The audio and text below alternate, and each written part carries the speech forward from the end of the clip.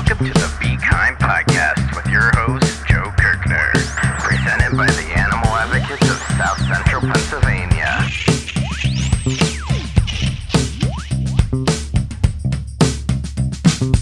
Welcome, everybody, to the Be Kind podcast, part of the Animal Advocates mission to create a more compassionate world for all living creatures, whether those creatures are named Leonardo, Raphael, Donatello, or Michelangelo, which all happen to be the names of my favorite Renaissance artists. Just kidding. Don't like any Renaissance artists. Not a big art guy. Plot twist. Oh, man. But what those are the names of are my favorite cartoon or 3D anime for you newbies out there, Ninja Turtle. Because today I am joined by Seth and John, and we are going to talk entirely too much, get way too excited about turtles. Turtles! So Turtle Seth, power. This is your brainchild. Why are we talking about turtles? Because turtles rule.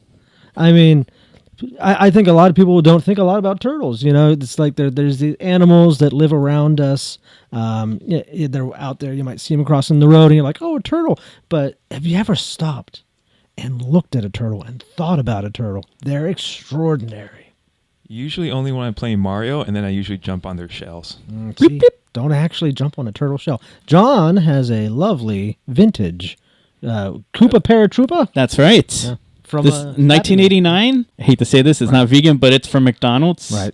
But hey, I was dumb. Episode over. Yeah. Done. Bye. It's like 7 years old when this came out, so sorry. Right. But yeah, I have that. Quality stuff. We've all had turtles in our lives, the Ninja Turtles, as you mentioned. And, you know, if you look at these marvelous little guys and gals with their shells and their tiny, adorable tails and their noses that are just holes, I mean, they're extraordinarily interesting little creatures. And I just, you know, I usually about once a year I have a different new favorite animal. But right now, Turtles. I'm on the turtle train. And I'm driving it all the way home. Oh my god, That's right. Yeah. I'm with you on it. I am one of the passengers. Oh, yeah, because early on when I started my turtle addiction, I dragged John along with me to turtle school. You were really trying to find people, and everyone was kind of like no. And I was like, you know what? I need to do this because this is epic because I like turtles. And I went with you, and it was quite interesting. Yeah, so we're at a park that remains to be named. We're not gonna, because it's a great park with great programs. Absolutely. And they put on a program of come and learn about turtles, and I don't think I learned much. I learned that I love turtles more. Right. But the person that was doing it was really. She didn't really know a whole lot of what she was doing, and like the information was coming in, but it was like it was wasn't delivered well. So she wasn't a professional teacher. No. But we did. We can say we went to turtle school. We can. Yeah. And Seth, where did this love of turtles come from? I mean, I've known you for a while, and this love of turtles just seemed to have blossomed. I don't want to say nowhere, because obviously it came from somewhere, but yeah, where did it all start? Well, like I said, like about once a year, I kind of fixate on a different animal, and I don't know what it is. Like something will just occur to me. I'll just look at an animal. Like a couple years ago, I spent a lot of time and effort loving slugs. I don't know where it came from. You know, I don't know why, and I still love slugs. Don't get me wrong. And I've gone through an owl phase. Currently, donkeys are kind of button heads with turtles in my life. Okay. Yeah, it's just. I am fascinated by the animals that we live with on this planet. And every now and then, you know, when you say a word over and over and you're like, oh, that word sounds weird or that it's like unique. Well, every now and then I'll look at an animal and it'll occur to me for the first time what this animal actually is. They're like, oh my gosh, this lives here on this planet with us. And I've never really thought about this animal. And I've become enamored with it. I feel like we need to clarify language a little bit here. So turtles and tortoises, two different things, correct? Correct. That's my understanding. I did a little research on this, so that was a rhetorical question. I knew the answer before I asked it. So turtles are the ones we typically think of, which are more the aquatic water-based turtles. And that's not to say only sea turtles are turtles. The ones you see on land that have kind of claw-ish, almost paddle-like hands, that the ones you see crossing the road a lot those are turtles too. But then also turtles are sea turtles, which only have fins. But then tortoises are the ones almost predominantly on land. And I'm having a vague subconscious memory of them actually being able to swim as well. Citation needed. But they're predominantly the giant tortoises. Turtle-looking thing. Yes. Or maybe turtles are tortoise-looking things. Who knows? Man, you're dropping a bomb on me there. Although I will say, I don't discriminate, man. I love all those things because they're all like the same kind of fascinating. Yeah, so we may accidentally call a tortoise a turtle, but so please don't email us and tell us or you could. That'd be nice to get an email from somebody. So if you're really, or from a turtle. or from a turtle. If you are a turtle out there listening, please email us. Yes, we'd love to have you on the show. So, anything more about Turtle School before I talk a little bit about my childhood love of turtles? Now, I know we were talking trash a little bit, but it was cool in the aspect that there were a couple turtles there. Yeah, there sure were. I couldn't tell you what they were called because everything was happening so randomly and just... Right. But they were awesome, and I got to take a picture of a couple of them, so that was cool. If anyone wants to go listen to our last episode when we were at Peaceful Follow, at that event at which we were recording that episode, there was a turtle, and it was amazing. It was amazing. That turtle, Cheyenne is her name, is one of the things that really cemented my turtle, I don't know, whatever it is. It kind of sealed the deal for this episode, really, because you had just seen a turtle and you were like, we should do an episode about turtles, and here we are. So it did kind of put that together. It did. I love Cheyenne so much. Mm-hmm.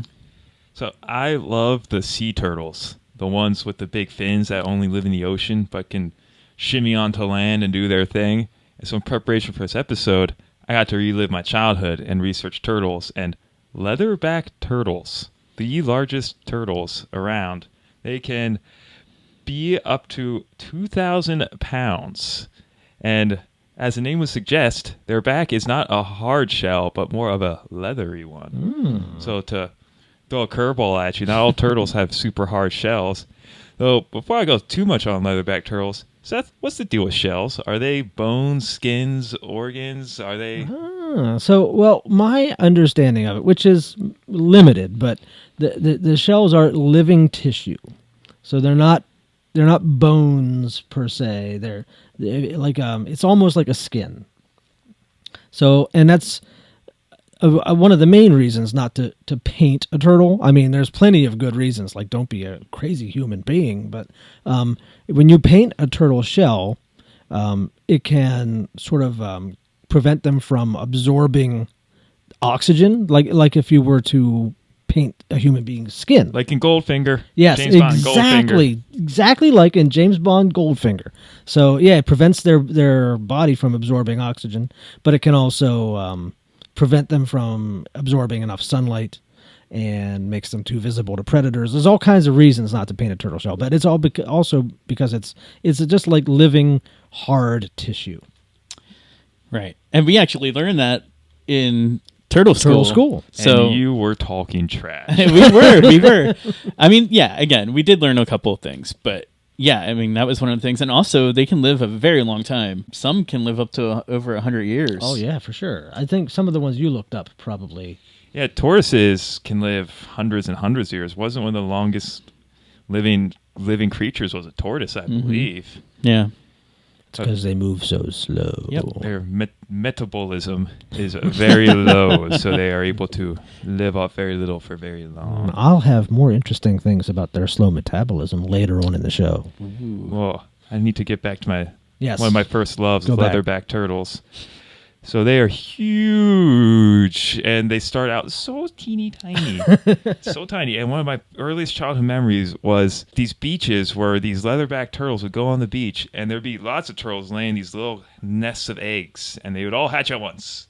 And all the little turtles would do a mad dash to the water, because nature's pretty smart. Every animal would think and figure out that, hey, around this time of the year, there'll be a really awesome day where all these scrumptious snacks come out of the sand and we can eat them. Mm-hmm.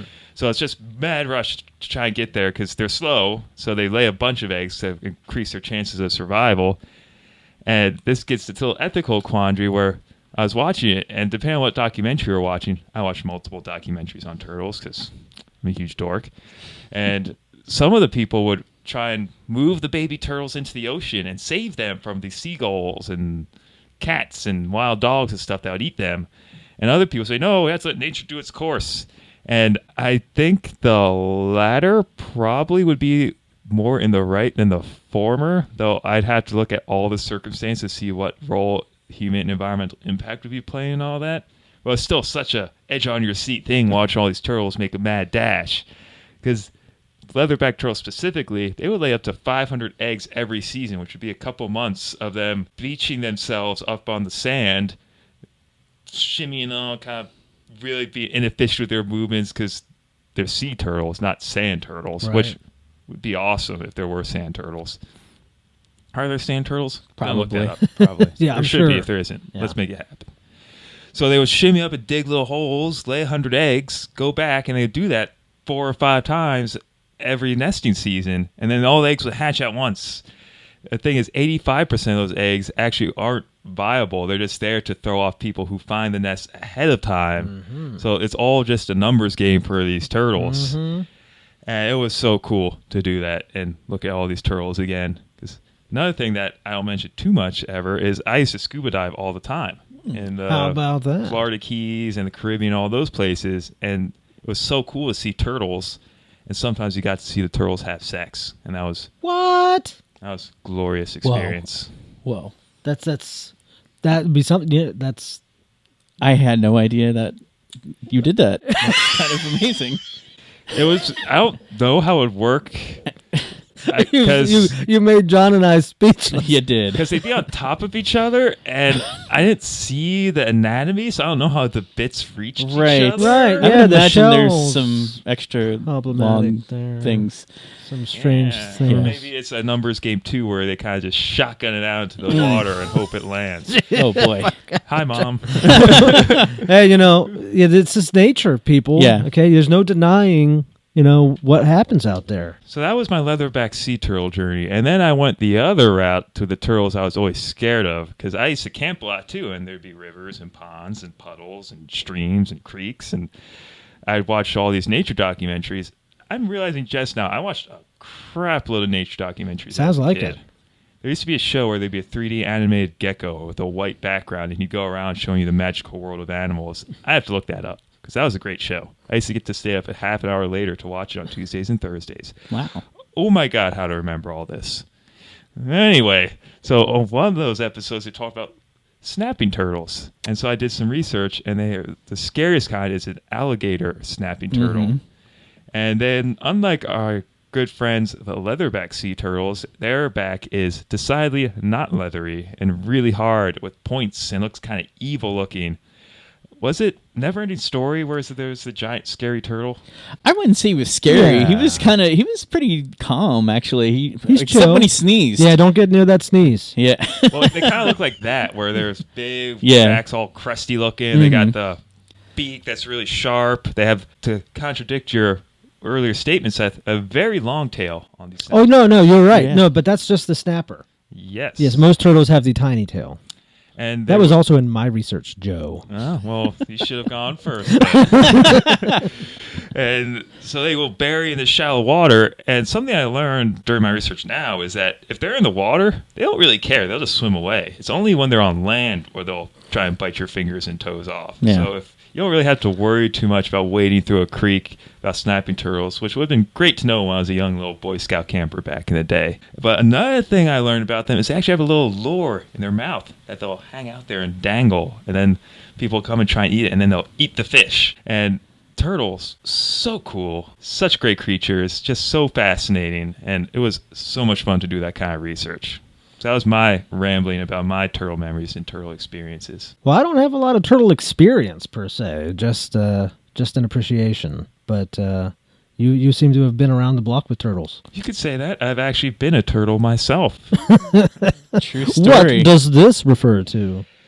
Back in the day, a mere 3 or 4 years ago, depending on which way you round, I worked for an organization called Big Brothers Big Sisters of York and Adams Counties, and we had an event called the York Turtle Derby. And I have no shame. So to promote this event, I dressed up as a turtle and walked around downtown New York City dancing with people to Backstreet Boys' Everybody, which I stand by is a shockingly great song that is pretty fun to dance to. And that video still exists out there in the internet. By the way, I was a part of this. I was actually the videographer for this, but it was extremely hot that day. I don't know how you didn't pass out. I like the heat. Apparently, because you were like dancing like a maniac, and it was kind of impressive. Just got to say. That was actually one of the first times John and I ever interacted. So It's that true. was the start of Really? it. Yeah. Oh, wow. Yeah. How about that? Turtles are bringing us all together. They do. They'll do that. Absolutely. And the event was dumping 2,000 rubber turtles into a creek, and they would race. And the winners would get a cash prize or something else that I forget now because brain space.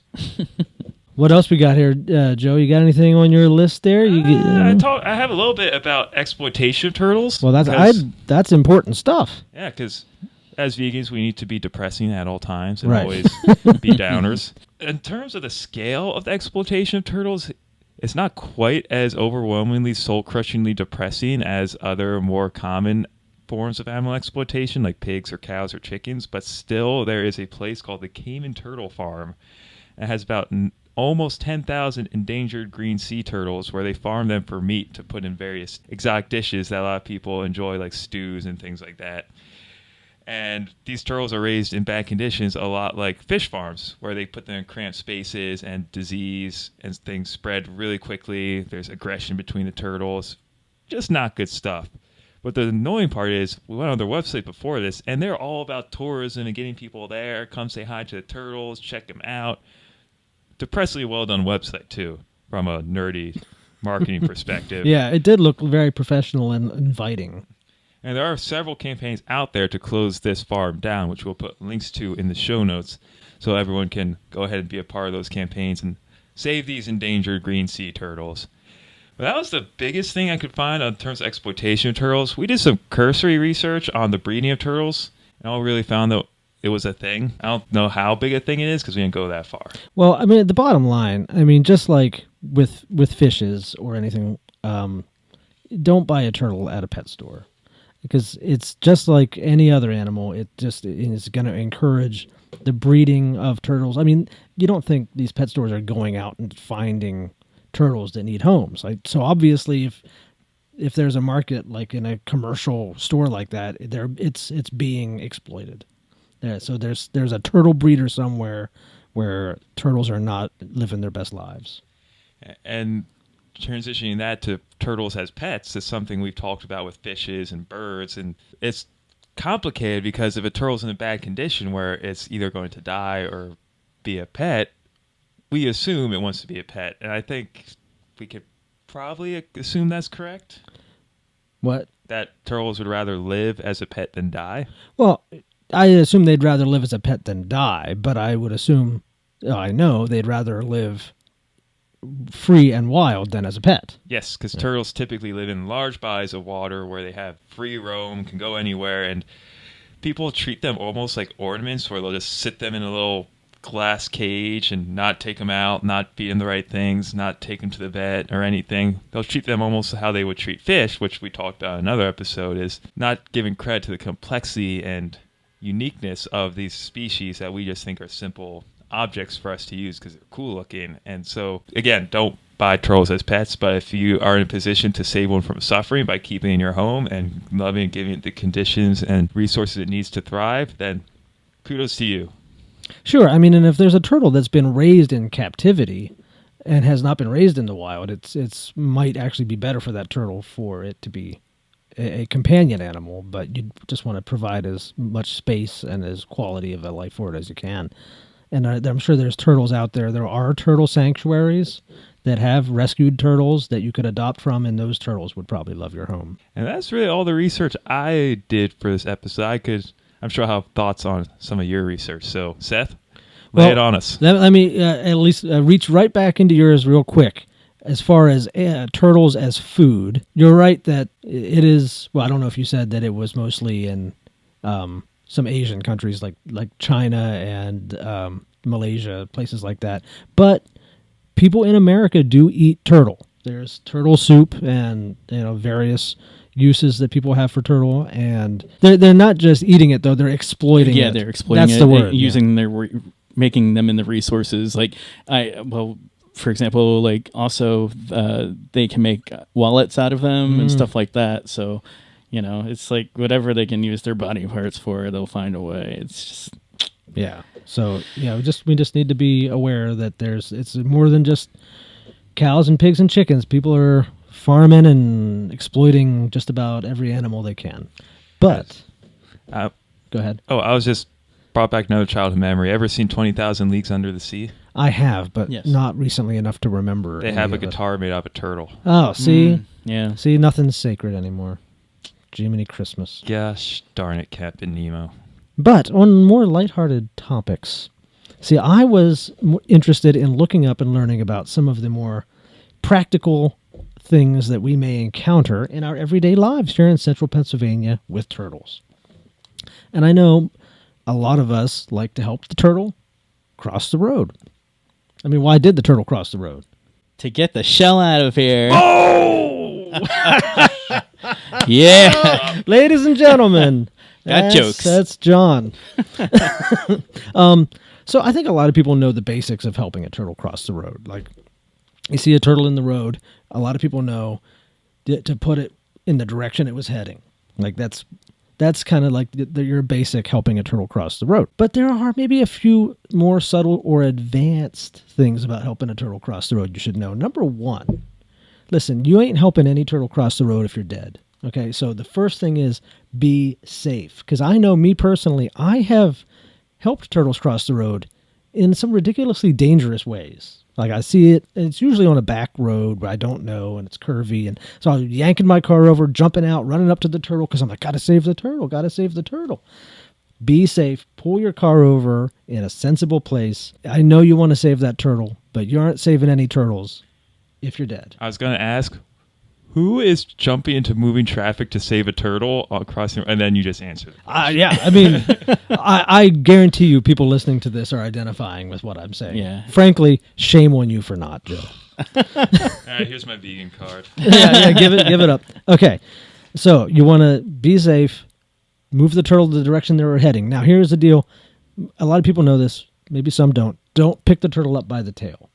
So a lot of people want to do that because they don't want the turtle to get it. They don't want to get bitten by the turtle or whatnot. So they're going to be as far away from the head as possible.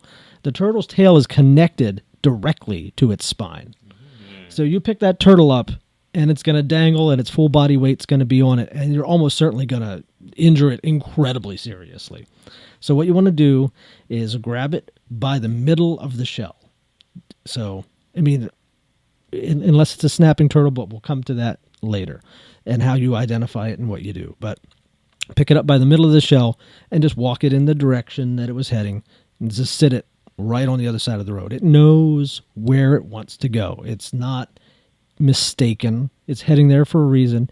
If you don't put it in the direction it was going, you're just going to make its life more complicated. And if it's, God forbid, you put it on the other side of the road it wasn't heading in, it's going to cross the road again. So sit it in the direction it was heading. Don't pick it up by its tail. And a lot of people, I have found, if they're moving a turtle for whatever reason, and there's some body of water nearby, they think the turtle wants to go to the water. So they'll move it to the banks of a stream or a pond or whatnot. Just move it as close to where it was going. It knows what it was doing. Not every turtle is automatically heading to the water. One last little tidbit here. If you find yourself in a position to allow this turtle to cross the road unassisted, so for instance, you're on a back country road and you've got a good view of where cars are coming, and you know that there's not really any cars coming, and you can just sort of stand guard and let the turtle do it itself. The less that you can interact with this turtle, the better for it, because turtles are very sensitive, kind of mysterious animals, and every time that we interact with it, especially moving it, picking it up, there can be all consequences we're not aware of. So if you can just sort of be a steward for the turtle crossing the road, that's the best option. So when you touch turtles, Salmonella? Question mark. Now, I don't know the answer to that. Do you? Something that came up is that you gotta be careful when you touch turtles because they may have salmonella.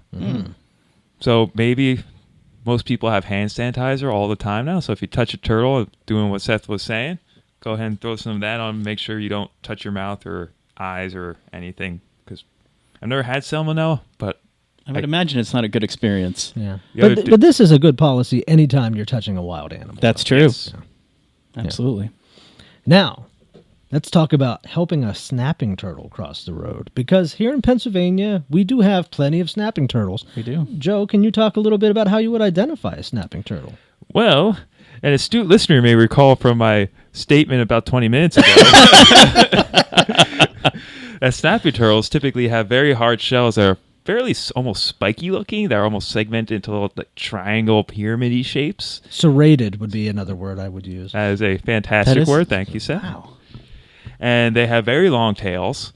And they also have almost claw-like hands. Is that the right word? Hands, Yeah. feet, paws, Talons? Maybe? I don't know. Johns, Yeah. footy Johns. Appendages.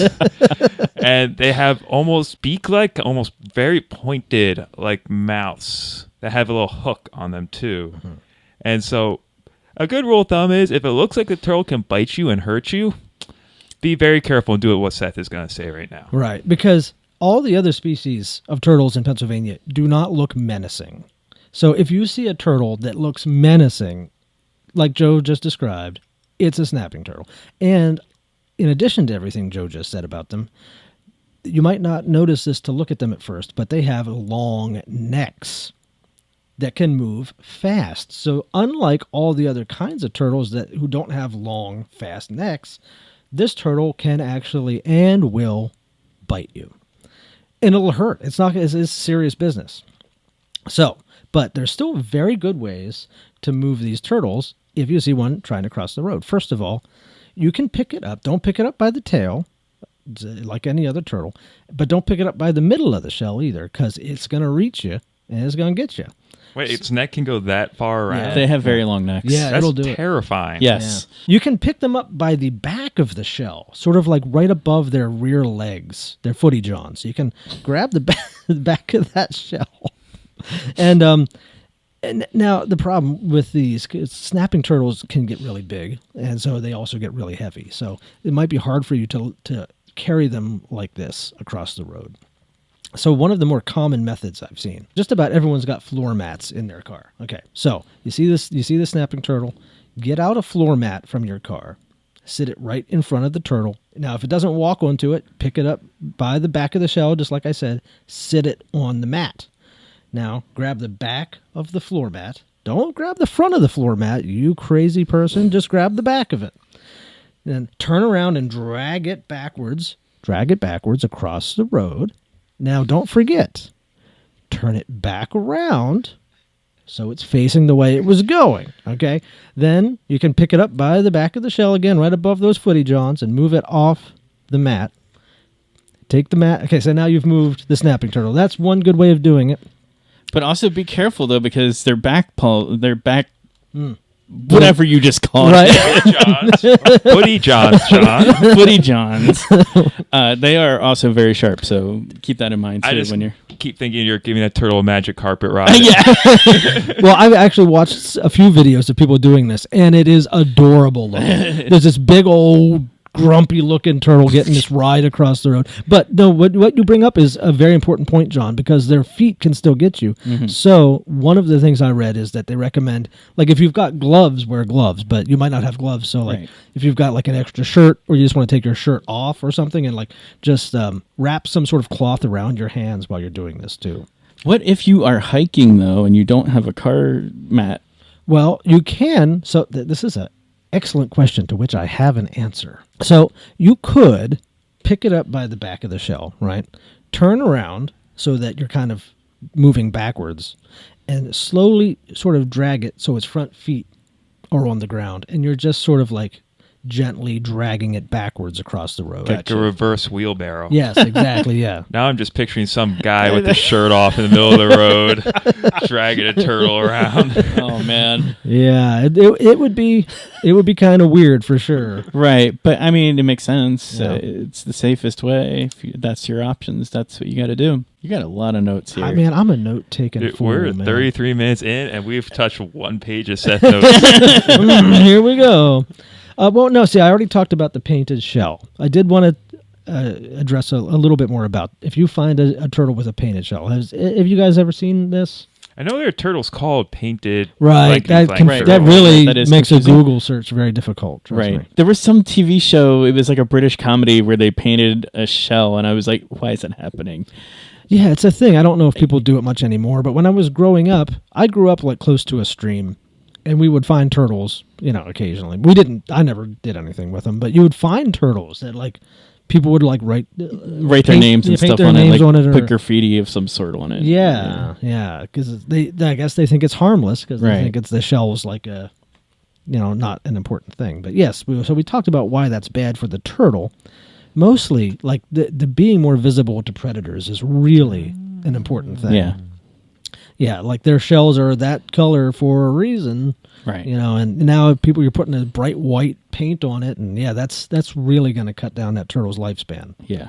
So, but if you find a turtle with paint on it, or if you have a pet turtle that you happened to paint at some point in time, you can remove the paint. If you know what paint it is, like what kind of base it is, you just remove it the way you would remove that paint from anything. But you just got to be really careful because a lot of that stuff's corrosive and toxic. So you've got to just do it a little bit at a time. Take your time. Or the best bet, really, is to take that turtle to a veterinarian. They'll take care of it. They'll take care of it. They'll sedate the turtle and they'll take care of it. Yeah. Yeah. So that's the deal with that. I thought of something when talking about pet turtles that I failed to mention when I was talking, but if you have a pet turtle and for some reason you think you're just going to release it into the wild, that's bad because the turtle will probably get killed because it's been living in a small glass tank its whole life. It has no idea how to be in the wild world of turtle land. Right.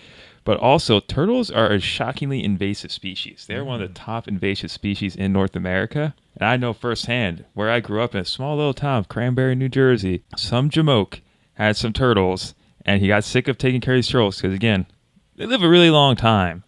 And so he released them into the nearby creek, Brainerd Lake. And they had a field day, and now there are so many turtles in that creek, and they eat all the fishes, and it's just not a good look for the natural ecosystem. So even though they seem slow and harmless, they can harm some things and really mess up the natural order.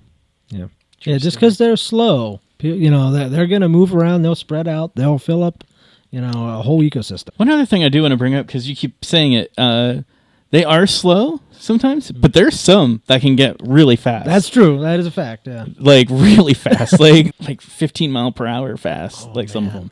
That's pretty quick. That would freak my brain. Yeah, I seen some, and they're like pretty decent sized turtles too. All right, guys, how many species of turtle do you think are in Pennsylvania? 124. I don't know how many turtles there are in Pennsylvania, but I imagine it's a lot. It's only 13. 13 Really? 13 different species. Wow, turtles. There's 14, but one of them is not native to Pennsylvania. So there's 13 native Pennsylvania species. Interesting. I did not know that. Yeah, one of them, of course, is the snapper. Right. So only 3 of them are really common. Okay, you've got the box turtle. That's really, if you see a turtle, it's typically what probably you'll see, a box yeah. turtle. Yeah, That I did know. yeah. And then the painted turtle, which you talked about, not actually painted. But it's just called the painted turtle. The only real way you're going to know the difference between that and the box, well, the box is a little more domed, whereas the painted is a little less domed. But really, the painted is like black, like it's really black. The box turtle can look black, but it's not going to be like this, like black as night thing. So anyway, so the box, the painted, and the snapper, those are your 3 main ones. The other ones are like really rare to actually encounter, especially in south central Pennsylvania. But did you know, though, that the box turtle is the only terrestrial turtle we have? So it's the box turtle doesn't mess with water At all. Well, it'll drink it. Right. but it doesn't go in it. Yeah, it's not a vampire. No, no, it does not. Well, I mean, it's probably capable of swimming, but it doesn't have. So much that of an makes me interest wonder: is it more of a tortoise then?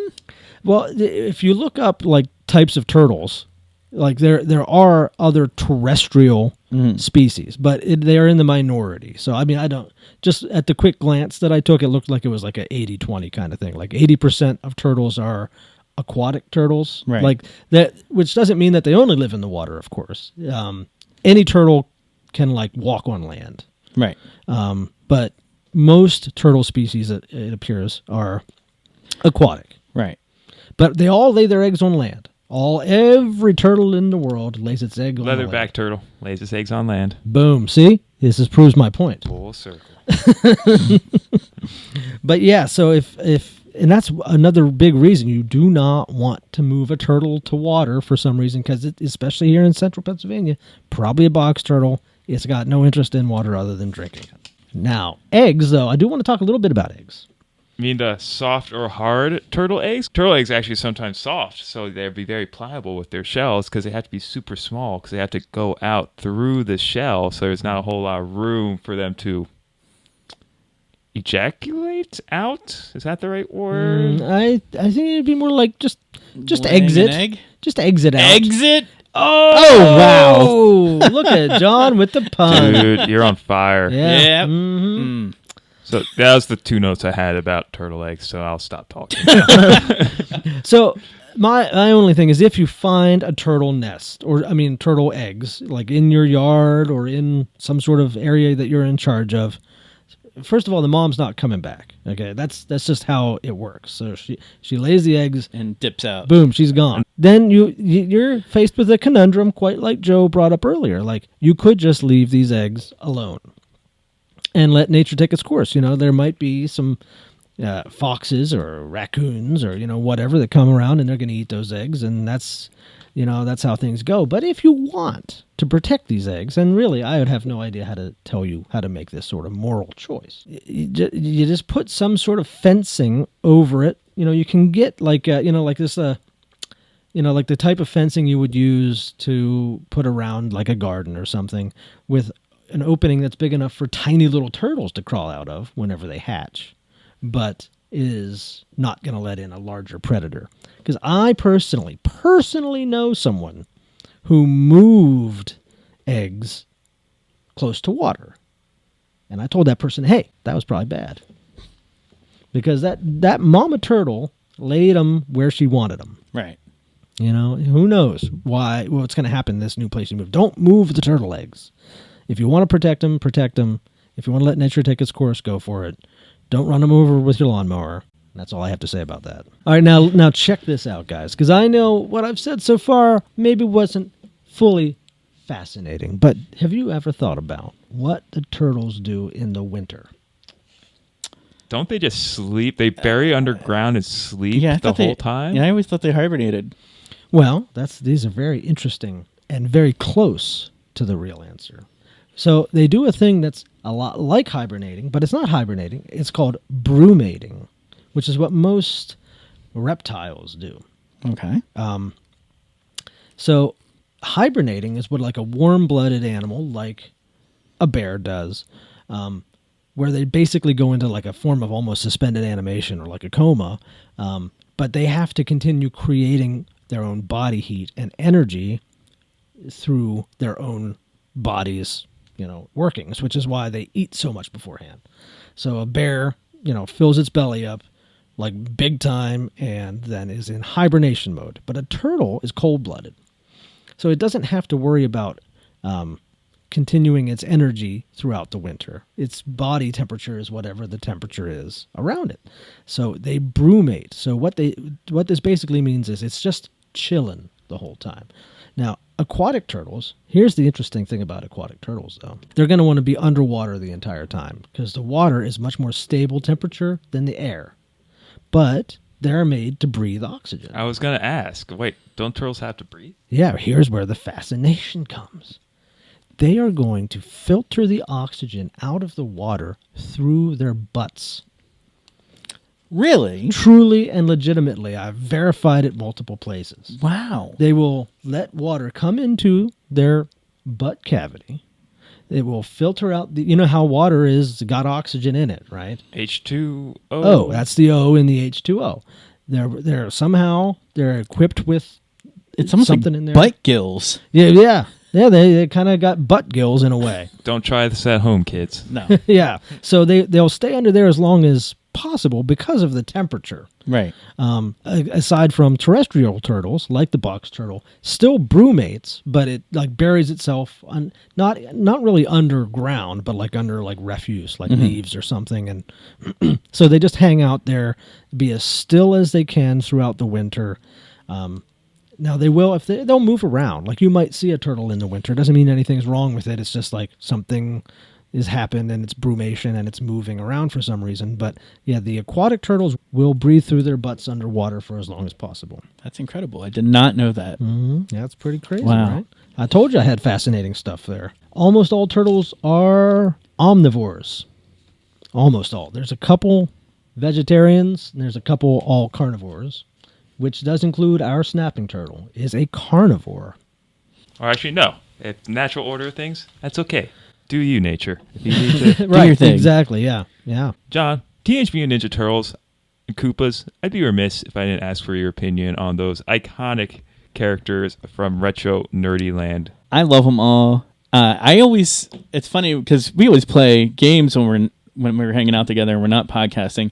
And most of the time we're playing Mario, let's be honest. And sometimes I do feel a little bad, like stomping on turtles, you know, because it's like they're just trying to live their lives, man. They're not even like coming after you like in an aggressive way. Well, except for the, you know, Bowser's kids. They're a little aggressive, but like the Koopa Troopers, they're just minding their own business, like floating up and down or just like walking around, and then you're like stomping on them, like Just moving left. yeah, I know. They're just so sometimes I feel a little bad about that. But that's okay because Ninja Turtles are out there beating up people that are trying to stomp on them. So Eating pizza, being up ne'er-do-wells. yeah, Now, Joe, you probably don't have an answer to this, but maybe you do. I don't know. What's your favorite Ninja Turtle?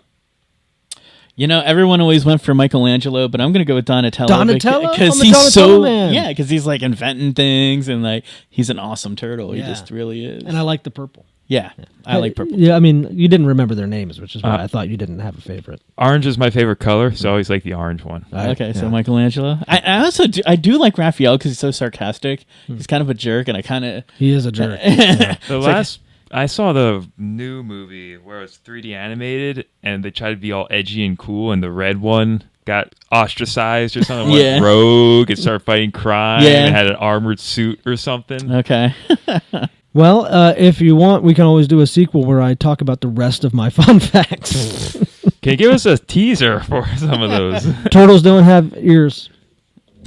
Well, I could have told you that. You just got to look at them. I mean, right. they have this little like they have like little. There's a thin membrane. Yeah, and there's I like could tell you all about that. I could tell you all about that thing. Do turtles have bones, or does the shell? Well, obviously they have bones because they have footy johns. So Yeah, man, they got bones. Yeah, they got bones. That is something we did talk about. Well, we didn't talk about it. We were told about it. We were told about it at Turtle School. Right. Was that? you keep dunking on this turtle school, but it But- seems like you learned a lot at this place.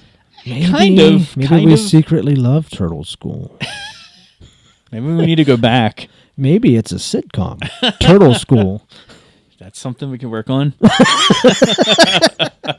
Do you still have that turtle costume, by the way? I think I threw it, burned it. What? What? You didn't burn it. You It was didn't about burn it. $20. If we really want another one, I can go buy one. Wait, you didn't actually burn it, did you? I- Because that's kind of like a lunatic thing to do. I mean, All right, well, good to know. I was gonna say because we could totally make a sitcom. We could. with turtles.